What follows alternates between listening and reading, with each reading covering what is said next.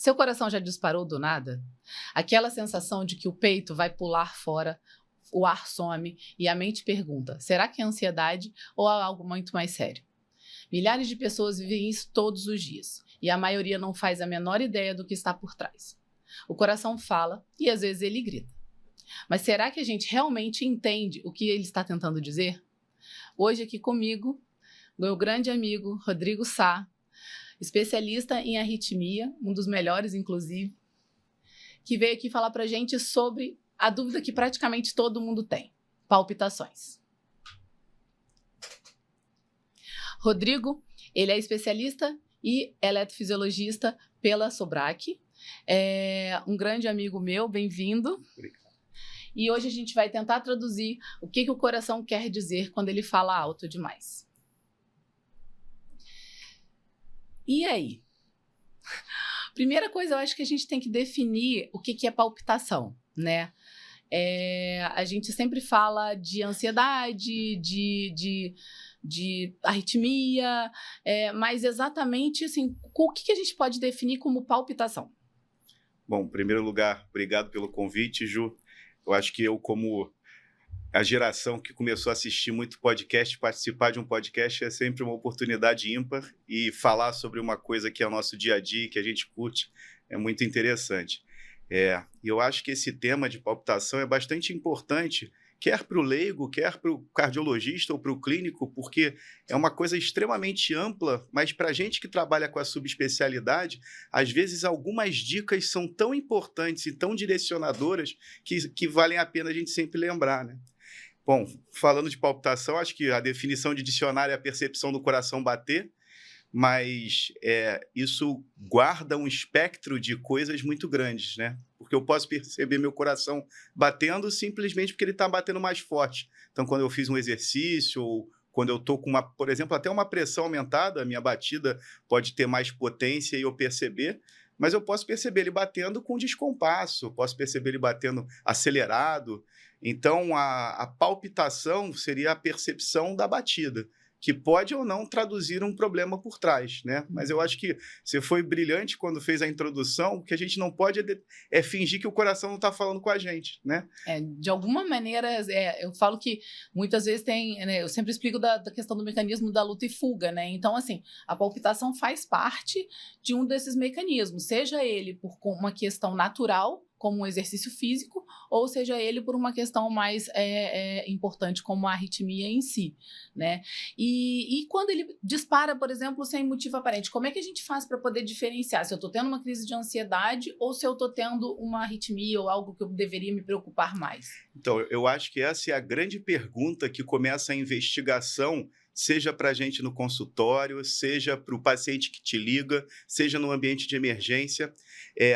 O nosso coração, ele é capaz de aumentar e diminuir a frequência, mas de uma forma relativamente previsível.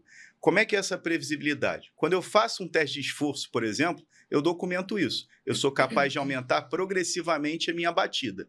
Então, se eu estou em 60 batimentos, eu vou a 65, 70, 75, 80.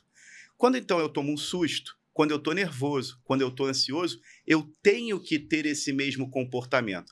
É claro que a situação muitas vezes não me permite perceber que essa velocidade foi rápida de subida. Mas o que não pode acontecer? Não pode acontecer do meu coração estar batendo a 60, eu senti um tranco no peito e ele bater a 180. Isso subitamente, que a gente usa o termo paroxístico, né, que o início ou o término súbito, isso caracteriza definitivamente a presença de uma estrutura de arritmia, de um circuito de arritmia. Então, para o paciente que chega na emergência, que tem uma arritmia, ou que muitas vezes até já reverteu a arritmia e passa desapercebido, porque faz um eletro, é avaliado e está normal, só está acelerado, e falam, não, isso é ansiedade, ainda mais se for jovem, né? Mas se ele traz o histórico, eu estava sentado vendo televisão, o meu coração de repente, mas esse de repente não é quando eu percebi estava acelerado, não, esse de repente estava batendo a 60 e subitamente subiu para 180, e eu percebi isso, né? Então essas dicas, essa eu acho que é a dica mais importante, mais uma vez, quer para o leigo, quer para o colega, porque esse é o grande diferencial. é tão diferencial a ponto da gente poder ter certeza que tem um circuito, a ponto de, na sequência de investigação, eu poder culminar até com uma coisa invasiva, se for o caso, se for muito sintomático, porque às vezes eu não documento, né? Então, acho que essa a primeira pergunta da palpitação é sempre essa. Como começou? Como começou e ter atenção. Foi, de repente subiu, ok, mas o de repente é súbito, ou de repente é quando você se deu conta, estava acelerado. Eu sempre brinco que quando a pessoa não tem certeza, está em dúvida, é porque a coisa foi progredindo, só foi rápido. Devagarzinho, não foi súbito. Abrupto, né? Exatamente, não foi abrupto. Quando isso é muito claro para o paciente, né? Então, acho que é isso. Uma coisa que você levantou, um ponto que você levantou que eu acho muito importante, que às vezes a gente fala, né, para o paciente, como o paciente descobrir, mas isso também é muito importante para quem está ali na emergência, né?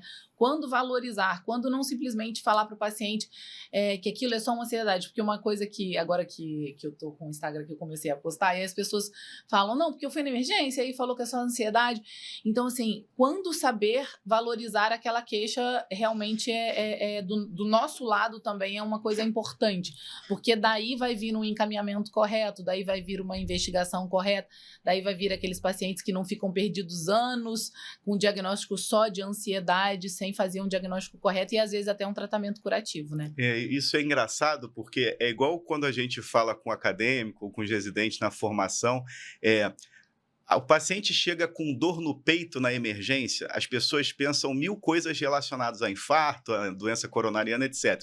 Só que, assim, dor no peito, a caixa torácica é uma área gigantesca. A dor no peito pode ser desde uma coisa de apertou, está doendo, até de fato uma angina. E se a gente não esmiuça essa pergunta, para isso, medicina se faz assim, com anamnese, exame físico, e depois você complementa com exame complementar, por isso que tem esse nome, né? Se a gente não vai nessa sequência, se a gente queima a largada na primeira, interpretando mal o que está acontecendo, a sequência é catastrófica, pode ser catastrófica. Então, é o que você está falando. Se a gente não tria esse paciente da palpitação, mas ele é ansioso mesmo, e a gente tem...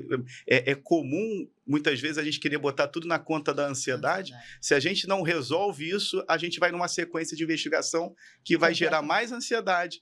Aí vai falar, tá vendo? Era só ansiedade, tá vendo? Não aconteceu nada. Isso é importantíssimo. E a ansiedade em si, né? A gente sabe que a ansiedade hoje é um dos grandes vilões e ela está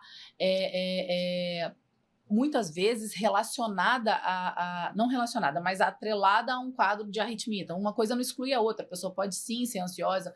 Realmente, depois da Covid, as pessoas se tornaram pessoas mais ansiosas, com mais dificuldade emocional nesse sentido. Mas é aquela coisa, a gente não pode afastar a ansiedade. Não, esse é só ansioso, a gente tem que imaginar que aquela pessoa também pode ter alguma coisa e ver que ela não é normal, que tem alguma coisa também associada, que nenhuma ansiedade é normal, né? Todas têm que ser tratadas também, mas eu estou dizendo do ponto de vista rítmico, a gente deveria também pensar. E aí a gente vai para os vilões, né, da ansiedade, que a gente pensa que é café em excesso, que é o nosso dia a dia, né? O dia a dia da maior parte dos seres humanos. Café em excesso, estresse, muito trabalho, tudo isso que pode mudar tanto a parte emocional quanto a parte arrítmica. Então, assim, normalmente, como lidar com essas situações todas de estresse? Assim, como lidar com esses momentos em que podem gerar tanto ansiedade quanto serem triggers para doenças arrítmicas? Então, eu acho que a primeira coisa é a gente não banalizar, né? Porque é muito comum as pessoas terem, isso não é nada, é só uma ansiedade. Como você falou, a ansiedade é um transtorno. A ansiedade tem um componente por trás que precisa ser identificado, precisa ser tratado.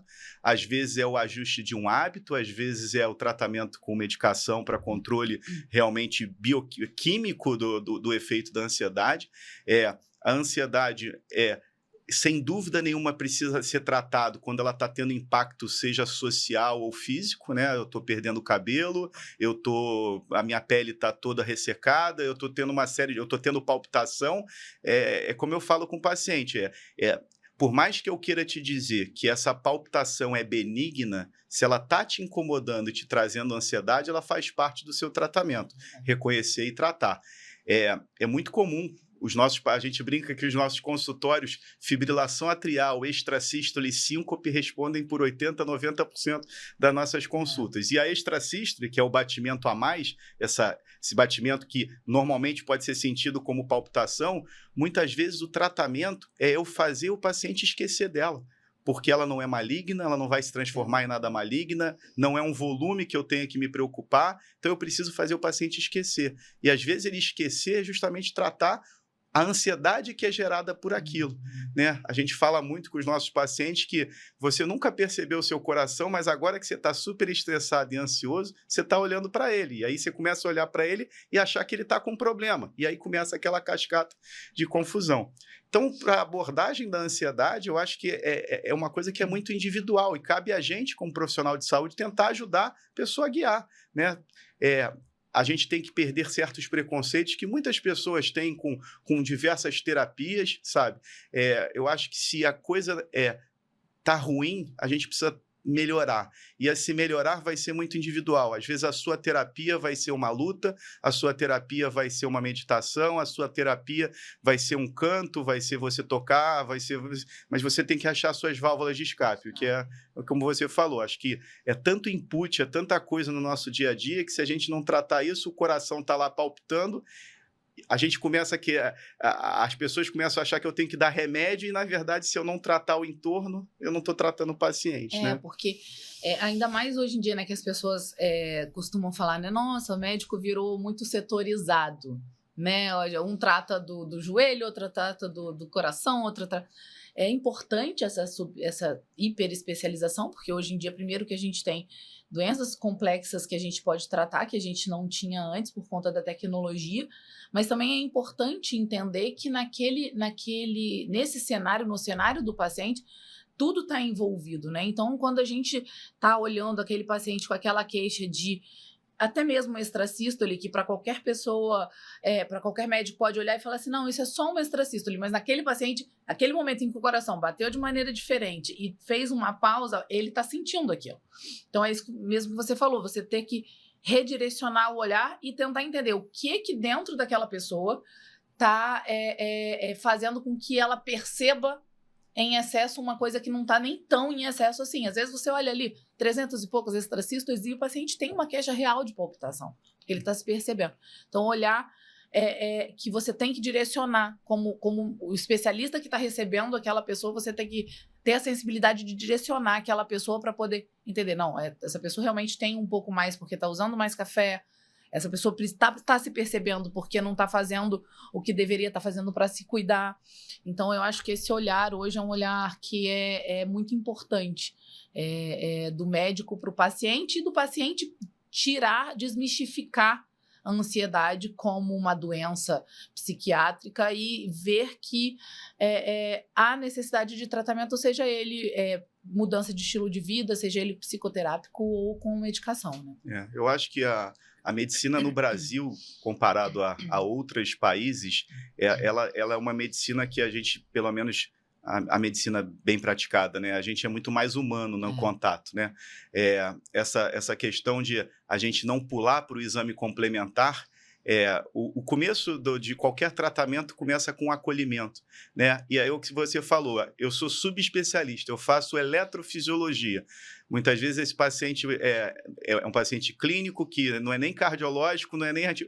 mas a gente tem a formação humana, a gente tem formação médica geral, a gente tem que entender que, por mais que não seja o meu problema, se eu não acolho esse paciente para pelo menos direcionar ele para o caminho certo, é mais um fator que vai prejudicar essa questão. Se a palpitação tem a ver com a ansiedade e eu falo, não é nada não se preocupa que não é nada grave, e não acolhi ele da forma certa, eu não ajudei ele, né? Não resolvi o problema dele. Porque ele não entendeu, ele não compreendeu aquilo como uma você tendo prestado atenção na queixa dele, né? Exatamente. E eu lembro que a Nájila, uma vez no congresso, quando ela foi falar de fibrilação atrial, das novas diretrizes de fibrilação atrial, e aí eu lembro que nas novas diretrizes de fibrilação atrial, a primeira coisa que eles colocam é o cuidado, olhar para o paciente como um todo dentro do care, né? E aí ela falou, nada mais do que a gente já faz a vida inteira aqui no Brasil. Então, realmente, assim, dentro de uma diretriz precisou ter aquela direção pro Você tem olhar. que fazer isso. Tem que fazer isso, mas assim, é uma coisa que, graças a Deus, aqui no Brasil, a grande maioria já faz bastante. Né? Exatamente. Eu achei muito curiosa aquela fala dela naquele momento. E fazer umas perguntinhas, assim, que geralmente é o que aparece no Instagram, tá? Assim, de dúvidas, de uma coisinha mais rápida pra gente poder... É normal você sentir o coração pular? Então, é normal você sentir o coração bater em certas situações, em certas posições. Pular na percepção de que ele está batendo normal, eu não estou percebendo. De repente eu dou opa, senti isso, não é normal. Não quer dizer que isso seja grave, não quer dizer que eu vou morrer por conta disso. Mas normal isso não é o funcionamento. Né? A gente fala que, a gente brinca que o coração não é um reloginho, mas ele tem uma organização. Ele pode é capaz de aumentar, diminuir sua frequência e tal, mas ele não pode descompassar de repente, né? Ele não pode, de repente, ter um pulo. Então, se essa pergunta direta assim, é normal o coração pular? Eu diria não é normal. Café energético causa uma arritmia mesmo? Isso é uma verdade ou é um mito? Então, eu acho que isso já foi tentado estudar, estudado 300 mil vezes, inclusive com exames invasivos para você testar as modificações do funcionamento celular, do funcionamento elétrico do coração. E qual é o resumo que eu faço disso? Primeiro é a gente entender dose, quantidade, o que está por trás disso tudo, se é só um café ou é um hábito relacionado ao café, junto com café com cigarro, com uma coisa com outra. A mesma coisa do energético, né? Esse energético está vindo, mas está vindo por uma privação de sono gigantesca, é para eu ficar acordado, eu estou juntando 2, 3 energéticos. Então, assim, dizer que eles não causam arritmia talvez seja meio precipitado. Dizer que eles causam arritmia talvez seja muito leviano também. Eu estou falando, o que a gente sabe é o seguinte, se o café que você toma imediatamente ou logo depois te dá palpitação, esse é o tipo de paciente que o café eu tenho que rever. Porque é a questão da higiene alimentar, a higiene de todo esse tratamento. Mas dizer que o café sozinho, ele vai começar a dar taquicardia, não é a regra. Por mais que ele seja excitatório, o energético já é um pouco diferente. Eu lembro uns anos atrás que saiu uma publicação no Dia dos Namorados, na New England, que é uma revista científica que é muito conhecida, né, falando que o chocolate do Dia dos Namorados deu taquicardia paroxística no paciente. Aí é aquela coisa que é claramente marketing, que aí você leu aquilo, você vai querer ler, obviamente. Aí você vai para o artigo. No artigo, na verdade, era um paciente que tinha um circuito elétrico, que tinha comido chocolate pra caramba, e fez uma taquicardia. Aquela taquicardia independe do chocolate. Aquela taquicardia é porque ele tem um circuito, né? Mas o energético, o café, mais uma vez, eu tento sempre entender dentro desse contexto. Eles podem causar arritmias, muitas vezes relacionadas ao que vem junto com eles, né? Muitas vezes a pessoa também não toma um energético, vai tomar 2, 3, não dormiu nada o dia inteiro, quer se manter.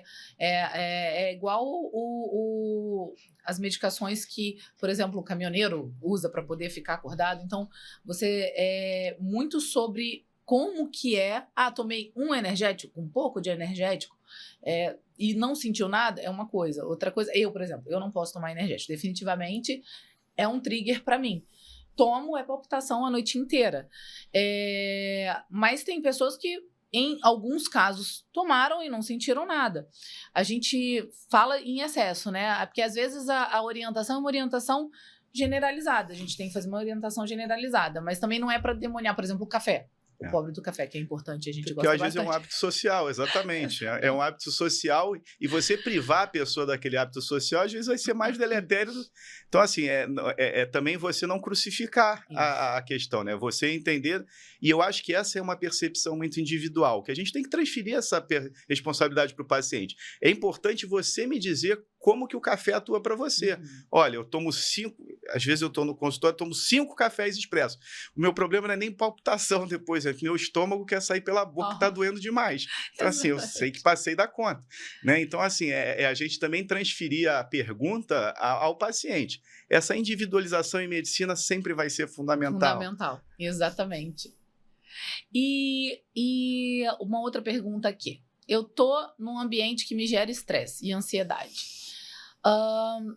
O estresse e a ansiedade, a gente sabe que é um fator oxidante, que é um fator, né, que gera palpitação, como a gente falou, mas isso pode me gerar danos futuros?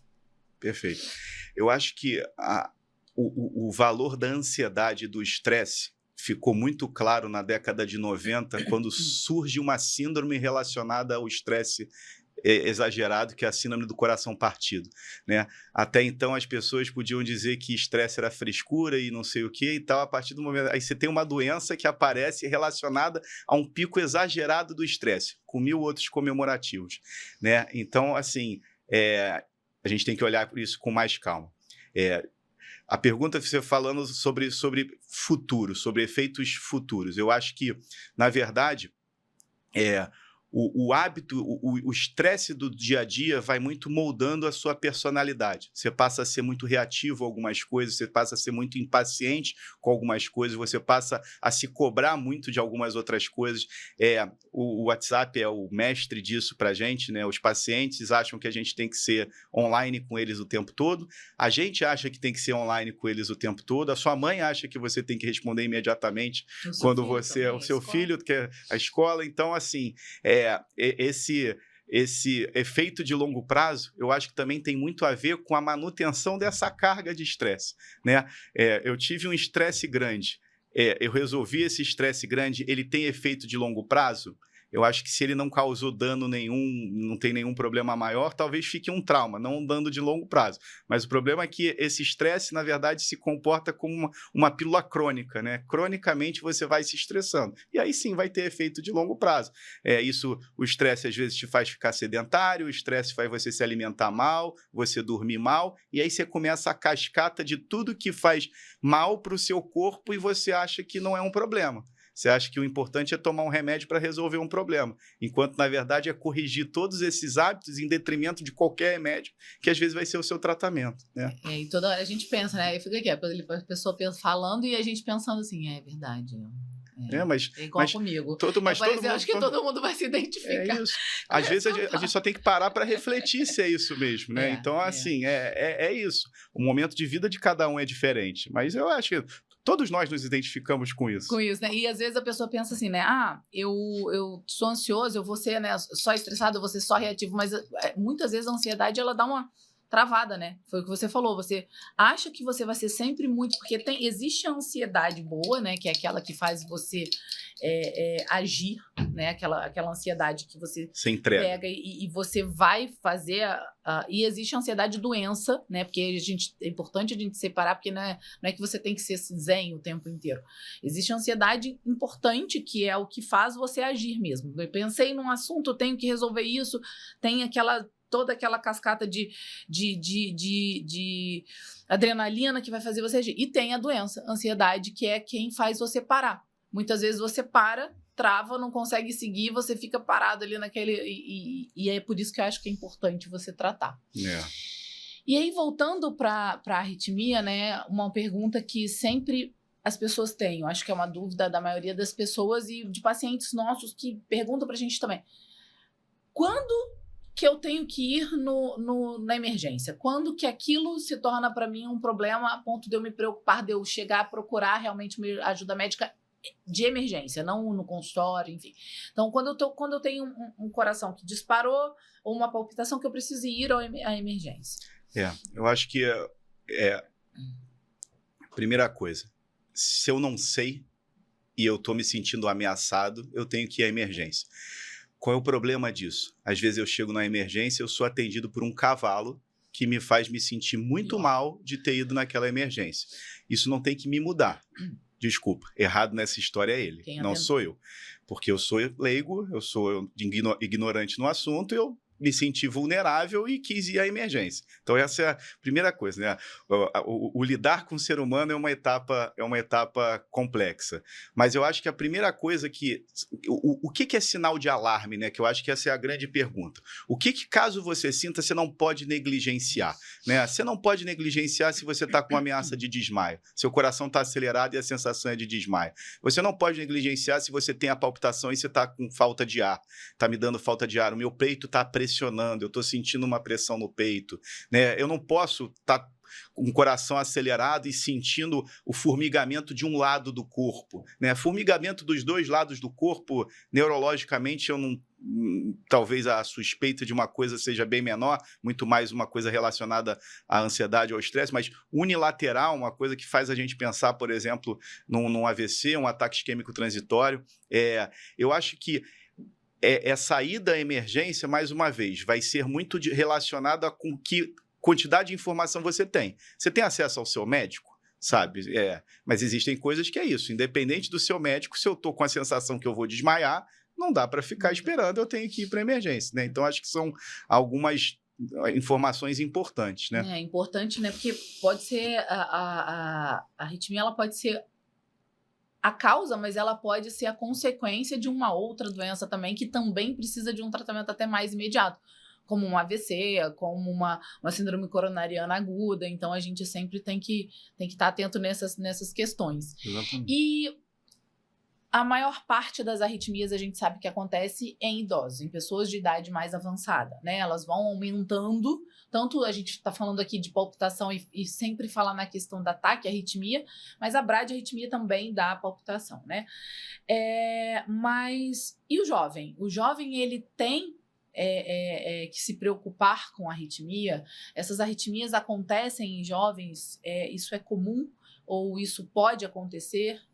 Eu acho que, como você falou, até porque a gente bota o carro-chefe das arritmias na fibrilação atrial, né, que é a nossa arritmia mais comum na nossa prática, e o principal fator de risco é o envelhecimento do coração. Mesma coisa o coração devagar. O envelhecimento do coração faz o nosso gerador de pulso e o nosso caminho elétrico envelhecerem, e podem causar isso. Mas existe muita coisa que pode acontecer no jovem, né? E esse jovem, existe o jovem que nasceu com problemas congênitos, nasceu com problemas que vieram durante a formação dele, durante a formação dele no útero materno. A maioria desses pacientes, se fizeram pré-natal ou se depois foram acompanhados por pediatra, a gente consegue fazer esse diagnóstico.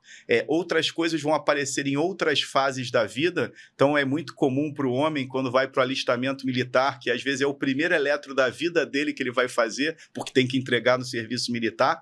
E aí você vê que ele tem uma alteração no eletro, que era uma alteração congênito durante o nascimento, só que passou desapercebido. Recentemente eu vivenciei isso com um amigo de infância que foi fazer um check-up porque tinha feito 40 anos de idade. Quando eu fiz o eletro dele, ele tinha um eletro do que a gente chama de pré-estação, né, que é uma alteração na condução elétrica do coração.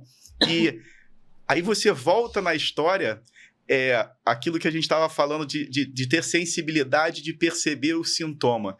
Conversando com ele gosta de fazer um tipo específico de atividade física, era comum na atividade física, depois que ele acabava a atividade física, o coração dele continuava lá no 170 e não baixava. Demorava 10 minutos para, baixar. É o que a gente falou. Normal. É o que a gente falou. A palpitação, a percepção da entrada é importante, mas a percepção da saída também, né? O cara, por exemplo, é um cara que pedala pra caramba e tal, pedala, tá lá batendo a 180, ele foi diminuindo, parou de pedalar e o coração dele ainda tá a 180. Esse é o mesmo circuito. É o mesmo circuito que começou de repente, que vai terminar de repente. Isso é uma arritmia, né? Então, essa queixa foi interessante, porque quando eu vi a alteração, eu falei, mas você nunca sentiu o coração disparar de repente, ou reverter o disparo de repente? Agora você falando, na verdade, não... Sempre que eu vou fazer exercício, eu percebia isso. Acontece. Então, essas arritmias em jovens são importantes, principalmente importantes porque no jovem a gente tem uma expectativa de vida maior, expectativa de vida para a gente é mais tempo para acontecer uma coisa grave, né? Quando a gente diz que os 40 anos são marcos de algumas doenças para redução do risco. Certamente isso precisa ser revisto, porque hoje as pessoas estão vivendo 90 anos, 100 anos, mas significa porque eu passei durante 40 anos exposto e não tive nada, talvez no restante eu não tenha. Mas a coisa não é bem assim. Mas eu acho que sim, crianças têm arritmia, jovens têm arritmia. O sintoma às vezes é diferente. É muito comum a criança que tem arritmia falar que o peito está doendo, não falar que está sentindo palpitação. A criança não tem esse linguajar da palpitação, então ele fala, papai, peito dói, peito dói, peito dói. A gente que vê criança vê que isso é muito comum, né? E mais uma vez, não deve ser negligenciado. cansaço, né? As crianças também, elas são aquelas crianças que às vezes você fala assim, ela é preguiçosa. Perfeito. Mas na verdade ela está tendo o cansaço como uma manifestação de algo que está errado com ela ali. As arritmias que a gente tem, as arritmias genéticas, né, que impactam muito. Você tem algum exemplo, alguma coisa, algum caso que te impactou dentro desse cenário de jovem? O problema dessas coisas é que eu brinco que eu choro em reunião de condomínio. Então, se eu começar a falar desse caso, eu vou chorar e eu vou me poupar para não expor também. Não que a sensibilidade da gente não precisa ser exposta, mas é que realmente me emociona. Mas sim, foi um garoto jovem que foi doar o fígado para o tio, um pedaço do fígado para o tio. E aí, durante a indução anestésica, para fazer a doação de um pedaço do fígado para o tio, ele entrou numa tempestade elétrica, que a gente chama, né? Começou a fazer arritmias ventriculares com parada cardíaca. Eu entro no cenário com mais de 30 choques, ele já tendo revertido 30 vezes. E um cenário, assim, de a gente perdido, como a gente vai fazer. Só para encurtar a história e, mais uma vez, eu não chorar em cima dessa história, a gente teve... E era um paciente SUS dentro do hospital particular que fazia essa parte de doação. Então, o hospital foi super correto, como sempre ele era, assim, um hospital foi maravilhoso com aquela família, doou toda a estrutura que a gente precisou, a gente colocou ele em sala e conseguiu cauterizar o foco daquela arritmia e salvar o garoto. E, na verdade, assim, foi uma conjunção de fatores que aquele dia foi dar certo, né? Então, esse Deu uma tremida aí. Quase, mas lembrou. Então, sim, em jovem. E outros casos que impactam muito na gente é criança, né? Porque durante a minha formação, eu fiz a formação no Fundão, a gente atendia muito categoria de base, que as pessoas ainda não têm seu plano de saúde, não têm recursos, e iam para a gente com algumas doenças que eram passíveis de tratamento com ablação. Então, eu tive a oportunidade de fazer a ablação de alguns garotos de categoria de base de clubes de futebol, né? E o impacto que aquilo tem para depois para a família é muito grande. Eu brincava com eles, eles sempre pediam para tirar foto e tudo mais, eu falava, cara, não esquece só da gente aqui não, ninguém quer nada no CPF, a gente quer no CNPJ da instituição. Uhum. Então, se você ficar famoso, virar milionário, lembra como começou essa história e como você pode impactar outras pessoas se a gente fizer isso também mais gente, né? Isso é muito legal, porque nesse cenário, principalmente, é uma coisa que você realmente muda a vida, né? Porque uma criança dessa que ainda está naquele sonho, ela pode ser ou não limitada baseado naquela doença. E você ter a oportunidade de tratar aquilo e um tratamento curativo, um tratamento que vai resolver a vida dele e que vai fazer com que ele possa seguir a carreira que ele tanto sonhou. E aí, se ele for, né, famoso no futuro ou não, mas assim, você permitiu que toda uma família pudesse seguir o sonho dele e muda mesmo, muda completamente a vida da pessoa nesse sentido. Uma coisa só nesse aspecto, a gente falando de sinais de alertas importantes, é só para eu pegar o gancho para não esquecer de falar, quando a gente colhe a história, uma parte da história da anamnese envolve o histórico familiar, né? Que muitas vezes se vai rápido nisso, mas esse tipo de arritmia em jovem, ou na verdade esse em específico não, mas alguns grupos de arritmia em jovem, principalmente associados a risco de morrer, a risco de morte súbita, normalmente tem uma história familiar, né? Claro que ele pode ser o caso que a gente chama índice, o primeiro caso da família, mas muitas vezes ele é só mais um caso da família. E aí eu tenho vários primos que morreram antes dos 30 anos, eu tive um primo que sabia nadar e se afogou numa represa e ficou com um afogamento e, na verdade, foi um mal súbito durante a natação, alguém que dormiu e bateu de carro, que, na verdade, é jovem, tinha saído para uma balada e quando bebeu e dormiu e, na verdade, não, teve um mal súbito e bateu de carro. Então, histórias suspeitas, histórias esquisitas têm que ser levantadas, porque, às vezes, esse é o grande termômetro do risco. Uhum. Existem doenças, como a miocardiopatia hipertrófica, que ter um histórico de uma morte súbita familiar precoce é um dos principais marcadores de risco, talvez o maior. O grande problema é que a especificidade disso é baixa, né? Mas isso tem muito valor. Se eu perdi um parente que tinha uma doença que é uma doença familiar jovem, ele foi exposto a um risco maior. Se eu tenho aquela doença também, aquilo pode me expor e às vezes é a indicação de um tratamento, na colocação de um desfibrilador, de um aparelho desse tipo.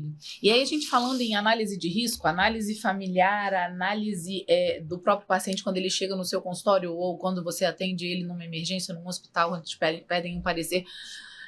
fica a dúvida, né, para as pessoas, quais exames são interessantes, quais exames são importantes nessa investigação, em específico de arritmia? Perfeito. Eu acho que, mais uma vez, medicina se faz com anamnese, exame físico e exame complementar, né? Então, você tem que examinar esse paciente. É tão importante isso que existem tipos de taquicardia que, pela gente ver o pulso venoso que o paciente faz na hora aqui, a gente consegue dar o diagnóstico específico. Isso é uma taquicardia por entrada nodal. Então, essa etapa não pode ser negligenciada. Feito isso, o que vale a pena complementar de exame? Eu acho que o nosso exame-chave, que é parte dessa sequência para o eletrofisiologista, é o eletrocardiograma de 12 derivações. Quando a gente diz eletrocardiograma de 12 derivações para o leigo, todos aqueles eletrodos que a gente coloca na pele, nos braços, nas pernas, aquilo funciona para a gente como 12 câmeras diferentes, olhando o mesmo atividade elétrica, mas de 12 pontos diferentes, e às vezes algumas alterações são pequenas, mas fazem toda a diferença. Algumas alterações que são dadas como inespecíficas dentro de um contexto de tem uma doença genética, teve uma morte familiar, aquela alteração, na verdade, não é inespecífica, aquela alteração é exatamente o que eu estava procurando nessa doença e tem valor. Então, o eletrocardiograma não pode ser negligenciado nunca. Outros exames, falando de palpitação, que é o nosso tema aqui principal do podcast, é importante eu tentar caracterizar a periodicidade dessa palpitação. Porque o que é comum para a gente que faz consultório de arritmia? O paciente chega com um Holter, que é aquele exame de 24 horas, que foi normal. Aí você pergunta, mas você teve a palpitação no dia do exame? Não. Então esse exame não ajudou. Eu tenho que repetir? Sim, mas eu não tenho palpitação todo dia. Ok, ou a gente vai nessa tentativa de consigo ou não consigo, ou a gente pode aumentar esse tempo. Eu tenho monitores de evento, eu tenho Holters de mais tempo. Eu posso aumentar para 7 dias, para 15 dias, para 30 dias. Eu posso aumentar isso. O que eu não posso é achar que não tem nada porque o exame não deu nada, mas ele não sentiu nada. A correlação precisa ser, eu tive sintoma e tenho registro, eu tive sintoma e o registro é normal, o registro é alterado e eu nem sintoma tive. Então, tem todas essas variáveis que são importantes ser analisadas. Então, eu acho que o Holter, que a gente chama de eletrocardiografia dinâmica, né, que é essa monitorização mais prolongada, tem que ser muito adequada de acordo com o tempo e a periodicidade que o paciente tem daquela palpitação. Exames de imagem para avaliação estrutural do coração são importantes, dependendo do contexto. Então, às vezes, eu preciso de um eco. Dependendo da alteração que eu estou buscando, o eco não é suficiente, eu tenho que ir para uma ressonância cardíaca do coração. Eu falo com os pacientes, o eco ele vê a estrutura, vê a cavidade, vê as válvulas, mas quando eu quero olhar o tecido, quem olha melhor o tecido é a ressonância, né? Então, eu vou para a ressonância. Se eu desconfio de doenças relacionadas à perfusão de sangue no coração, a chegada de sangue tem risco de infarto, doença coronariana, eu estou pensando em doença coronariana, eu preciso ir para esse lado, então às vezes uma angiotomografia, uma cintilografia miocárdica para ver se tem área faltando oxigenação, ou mesmo um cateterismo, dependendo do que eu imagino. E existem exames invasivos elétricos também, que a gente pode testar esse coração. Então, como a gente começou a falar no começo do podcast, o paciente que tem ataque cardíaco que começa de repente e termina de repente, às vezes todos os exames vão ser normais, mas isso é tão preciso, essa queixa, que esse paciente, quando eu boto no exame invasivo, eu reproduzo aquela arritmia do diagnóstico, né? Então, assim, eu acho que a gente tem um espectro muito grande de exames não invasivos e exames invasivos. Monitores, a gente tem monitores que a gente pode implantar embaixo da pele e o paciente fica 3 anos monitorado. Eu tenho monitores que eu consigo acompanhar o paciente pela internet e ver o que está acontecendo. Então, acho que assim, a gente tem uma miríade de opções hoje para investigar, que é importante a gente tentar solucionar a queixa, né? A gente não falar, não, tá tudo normal, então é normal. O importante que você falou que o estudo eletrofisiológico, muitas vezes as pessoas podem achar que a ablação é só curativa, né? Mas não, você tem um valor diagnóstico importantíssimo quando você vai para o estudo eletrofisiológico. Mesmo nesses pacientes, obviamente, não é todo mundo que tem palpitação que vai, mas que está bem selecionado para poder fazer, e naquele momento você pode fazer esse diagnóstico. E eu tive recente uma paciente que não foi nem com estudo eletrofisiológico, foi com monitor de eventos, e ela tinha síncopes recorrentes, e a gente só conseguiu identificar a causa da síncope com o monitor de eventos. Ela já tinha síncope 2, 3 vezes por semana. Em um único evento a gente identificou, e aí a gente colocou marca-passo, e hoje ela tem uma síncope mista, né?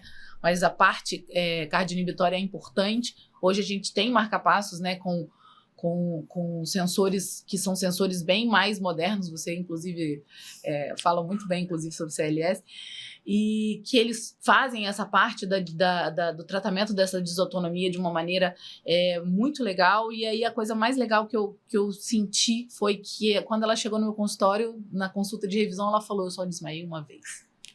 Uma pessoa que desmaia 7 vezes por semana, eu só desmaiei uma vez, um conforto. Muito gratificante. Né? Muito gratificante. Então, assim, a gente pensar que hoje, graças a Deus, a gente tem uma gama de métodos diagnósticos e terapêuticos que podem ser muito mais úteis ao paciente, né? E pegando esse seu gancho que você falou do marca-passo, né? Lembrar que o marca-passo é também um monitor, né? Para a gente que trabalha com marca-passo, a interrogação desse aparelho tem, às vezes, um monte de informação.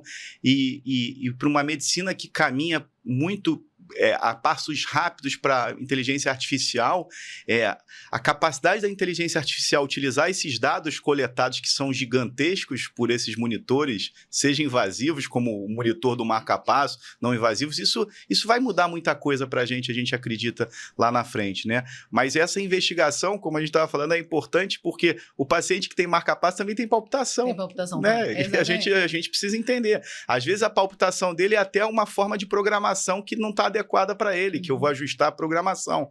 Então, assim, mais uma vez, a gente não falar que não é. A gente tem que esgotar a investigação. E a gente fala isso, obviamente, vai vir a pergunta, né?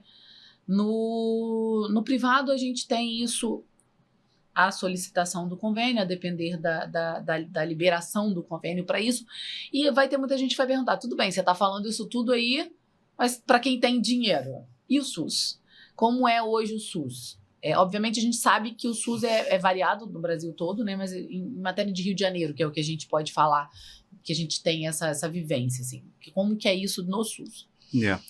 Eu acho que, infelizmente, a disponibilidade, na verdade, não é nem a disponibilidade a palavra certa, talvez seja a acessibilidade das pessoas a algumas tecnologias que o SUS às vezes oferece, mas não é massificado, não é para todo mundo, torna esse cuidar difícil, né?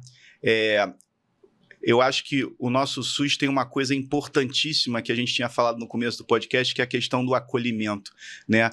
Em especial no Rio de Janeiro, a visão da gente de ter as clínicas da família, de ter um primeiro atendimento, de ter aquele acolhimento que trata não só o doente, ele tem que tratar o paciente antes de virar doente, prevenção, etc. É importante. Infelizmente, a gente tem uma cadeia hierárquica e essa jornada da cadeia hierárquica, às vezes, não permite o paciente lá do começo chegar ao tratamento final. Ou quando ele chega é muito tempo depois, ou quando ele chega, ele vai primeiro para um caminho errado para depois ir. O Rio de Janeiro, em especial, a gente tem uma limitação muito grande com relação à resolução de arritmias complexas, pensando em coisas invasivas, né, por uma série de fatores que não acho que não cabe aqui essa discussão. É sempre uma tentativa de melhorar, isso a gente não pode discutir, seja a nível municipal, estadual ou federal, a perspectiva e a tentativa sempre é de melhorar, mas o caminho é grande, porque o tratamento é custoso, é caro, as coisas são difíceis, mas a investigação hoje no que a gente tem disponível para o paciente no SUS acaba sendo a consulta na especialidade, o holter de 24 horas, em algumas situações o exame invasivo, né? Como você falou, realmente, a gente tem outros 1000 opções de monitores de evento, monitores prolongados, monitores implantáveis. Esses monitores não são ofertados no SUS, até porque o SUS ele tem que lidar com um cálculo atuarial de que ele tem que disponibilizar, e se ele disponibilizar tem que ser para todo mundo, mas isso também tem que ser racionalmente utilizado e não dá para só investir nisso. Então, às vezes, na sua escolha, você tem que priorizar outras coisas, que é mais importante eu priorizar um desfibrilador que salva uma vida do que, às vezes, um monitor que eu vou precisar monitorizar 300 pessoas para achar um que vai se beneficiar do desfibrilador. Né? Então, é um cálculo difícil. Eu acho que o que a gente não pode é achar que a coisa é fácil e tem um monte de gente incompetente não resolvendo. Não é verdade. A gente que trabalhou, eu trabalhei no SUS, não trabalho mais, você que trabalha no SUS sabe quanta gente competente tem, com boa vontade, mas o processo é difícil. E o quanto é resolutivo quando aquele paciente está naquele momento, né? Então, né, você falou, a gente hoje está no INC, a gente coloca muitos marcapassos, desfibriladores e ressincronizadores, fazemos ablação de fundão também faz, né? E a UERJ também está fazendo agora, acho que são esses 3. Acho que não. No interior tem também Vassouras, Valenças. Então, assim, tem no Rio, né? Capital. Existe uma certa dificuldade de acessibilidade, mas a partir do momento que você está ali é muito resolutivo, são muitas vidas que são salvas, então eu acho que é importante também. Eu falo que o SUS, quando ele está ali, ele funciona, né? Você não em matéria de tecnologia, acessar a tecnologia talvez seja um passo mais longo, mas a partir do momento que você acessou essa tecnologia está disponível da mesma maneira que é disponível, na mesma qualidade, vamos dizer assim, que é disponível pro paciente do privado também. Eu poderia passar aqui, sei lá, a manhã inteira conversando com você, porque eu adoro conversar com você, eu brinco que você é disruptivo. Essa foi a única palavra que eu consegui achar para o Rodrigo, porque ele médico, ele dá aula, ele cria tecnologias, ao mesmo tempo que ele está falando com a gente, está falando com o cara lá na Coreia. Então, assim, eu poderia ficar horas aqui conversando com você, mas a gente não tem horas o tempo todo, infelizmente. Acho que a gente vai ter que pedir outro podcast para falar sobre outro tema. Mas eu queria saber se você tem mais alguma coisa para dizer para as pessoas, porque eu sei que você tem muita coisa para dizer. Então, assim, você quer falar mais alguma coisa? Você quer deixar algum recado? Acho que é uma coisa... Eu acho que a gente aprende que medicina se faz com competência e com compaixão. Mas eu acho que um toque de bom senso sempre é importante, né? Porque, às vezes, um diagnóstico é difícil e se eu abandono o paciente, eu estou fugindo de uma coisa difícil e machucando ainda mais uma pessoa. Então, eu acho que a informação que eu queria deixar é que a gente, como médico, tem que também saber pedir ajuda, sabe? A gente tem pessoas mais experientes, hoje com internet a gente tem possibilidade de abrir para o mundo inteiro e buscar no mundo todo. Então, assim como o paciente, eu também acho que ele tem que correr atrás, se ele tem uma coisa uma palpitação não resolvida, ele não tem que se dar por satisfeito, se ele não teve a explicação que resolve a vida dele. Eu acho que ele tem que saber que existe subespecialidade, existe subespecialista, é importante correr atrás, porque às vezes a queixa dele é e é o grande problema dele da vida. Então, eu acho que é isso. E por outro lado, para a gente profissional de saúde, é não negligenciar essas queixas, né? A gente se ater a detalhes, às vezes os detalhes é onde está o diagnóstico, como começa a palpitação, como termina, saber o que eu tenho de recurso para usar, correlacionar esse recurso com o achado. Então, acho que é muito mais nesse aspecto, né? Falando de palpitação. Acho que mais uma vez, parabéns pelo podcast, obrigado pelo convite, é um prazer enorme estar aqui. Esse foi o Entre Batidas, um podcast que fala entre a vida real e a medicina. Se isso fez sentido para você, compartilhe, salve e fique por aqui, que a gente vai continuar falando sobre vários temas interessantes.